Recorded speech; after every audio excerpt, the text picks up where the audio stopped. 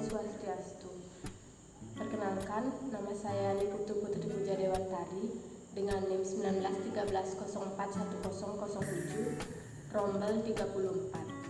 Di sini saya akan menyampaikan pemahaman saya tentang COVID-19, implikasi serta solusinya. COVID-19 adalah penyakit yang disebabkan oleh turunan coronavirus baru. Kata CO diambil dari kata corona, VI dari kata virus, dan D dari kata disease atau penyakit. Virus COVID-19 adalah virus baru yang terikat dengan keluarga virus yang sama dengan SARS dan beberapa jenis virus biasa lainnya. Kasus pertama infeksi coronavirus baru ditemukan di Wuhan, Provinsi Hubei, China.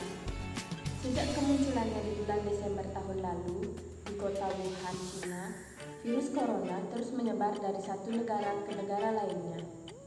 Perlu diketahui bahwa terdapat lebih dari 200 negara melaporkan adanya kasus virus corona. Meski banyak negara yang melaporkan kasus virus corona, perkembangan jumlah kasus di masing-masing negara berbeda-beda. Beberapa negara bahkan telah menerapkan lockdown demi menghambat penyebaran virus ini. Virus ini ditularkan melalui kontak langsung dengan percikan dari saluran nafas orang yang terinfeksi berupa dahak dan bersin. Orang juga dapat terinfeksi karena menyentuh permukaan yang telah terkontaminasi oleh virus ini, lalu orang tersebut menyentuh wajah, misalnya mata, hidung, dan mulut. Virus ini dapat bertahan di permukaan benda selama beberapa jam, tetapi virus ini dapat dibunuh menggunakan cairan disinfektan biasa. Gejala yang timbul dari virus ini yaitu berupa demam, batuk, dan sesak nafas. Pada kasus-kasus yang lebih parah, infeksi dapat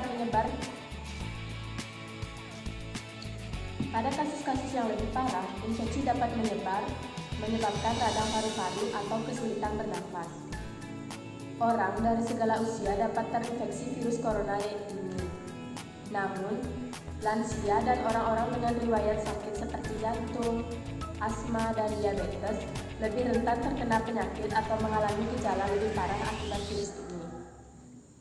Sampai saat ini, belum ada pengobatan khusus yang direkomendasikan untuk mencegah atau mengobati virus corona ini. Mereka yang terinfeksi virus harus menerima perawatan yang tepat untuk meredamkan gejala. Sedangkan mereka yang memiliki sakit parah harus mendapatkan perawatan yang intensif dan optimal.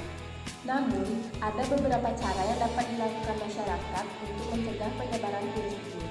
Yang pertama, menerapkan pola hidup bersih sehat dengan sering mencuci tangan dan sabun atau cairan pembersih tangan yang mengandung alkohol. Yang kedua, menghindari konsumsi daging mentah atau daging hewan liar. Yang ketiga, menutupi mulut dan hidung dengan tisu sekali pakai ketika batuk dan bersin. Yang keempat, hindari kontak dengan orang yang menunjukkan gejala atau terapkan social distancing dan physical distancing. Yang kelima, terapkan pola hidup sehat dengan rajin berolahraga dan makan makanan yang bergizi. Dampak pandemi COVID bagi kehidupan masyarakat sangatlah besar. Hal tersebut mengakibatkan kegiatan ekonomi dan sosial kemasyarakatan pun menjadi terhambat.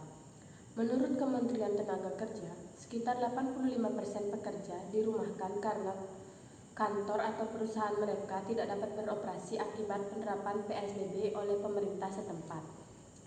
Selain itu, kebijakan karantina wilayah atau lockdown di negara lain juga ternyata mempengaruhi berbagai unit usaha di Indonesia. Indonesia tergolong negara yang lambat dalam mencegah penyebaran COVID-19. Presiden dan pejabat tinggi negara cenderung menyepelekan dampak virus tersebut. Pemerintah pusat lantas berupaya untuk memperbaiki dengan membentuk gugus tugas percepatan penanganan COVID-19. Selain itu, pemerintah daerah juga berinisiatif menyiapkan fasilitas dan tenaga kesehatan untuk mengantisipasi lonjakan pasien COVID-19 ini. Personel pertahanan dan keamanan pun mulai terlibat secara langsung dalam upaya mitigasi, misalnya pendirian rumah sakit di DKI Jakarta dan Kepulauan Riau, penyediaan sarana transportasi dan logistik untuk distribusi, kemudian distribusi alat kesehatan ke berbagai daerah, serta pengamanan fasilitas publik. Memasuki bulan April 2020, Kebijakan menjadi lebih ketat, menyangkut mobilitas penduduk diterapkan, dan persediaan alat perlindungan diri atau APD dan berbagai keperluan kesehatan lainnya, baik melalui proses produksi dalam negeri maupun bantuan dari negara lain. Meski adanya perkembangan positif dalam penanganan COVID-19 seperti peningkatan jumlah pasien sembuh, usaha mitigasi yang dilakukan pemerintah pusat dan daerah sejauh ini masih dipandang belum maksimal. Upaya mengisolasi pandemi COVID-19 dan mencegahnya bereskalasi menjadi krisis keamanan serta politik merupakan tugas bersama pemerintah dan masyarakat. Hal yang patut digarisbawahi adalah pemerintah meski menerapkan kebijakan yang profesional dalam menangani keluhan dan kritik dari masyarakat. Pendekatan persuasif dan legal keadilan meski lebih diutamakan daripada tindakan koesif. Tidak ketinggalan, lembaga pengawas formal seperti Komisi 1 dan 3, serta Dewan Perwakilan Rakyat yang merupakan mitra kerja institusi militer dan kepolisian juga memegang peran penting dalam upaya pencegahan COVID-19 ini. Sekian yang dapat saya sampaikan mengenai pemahaman saya tentang COVID-19. Saya tutup dengan Brahma Santi. Om Santi Santi Santi.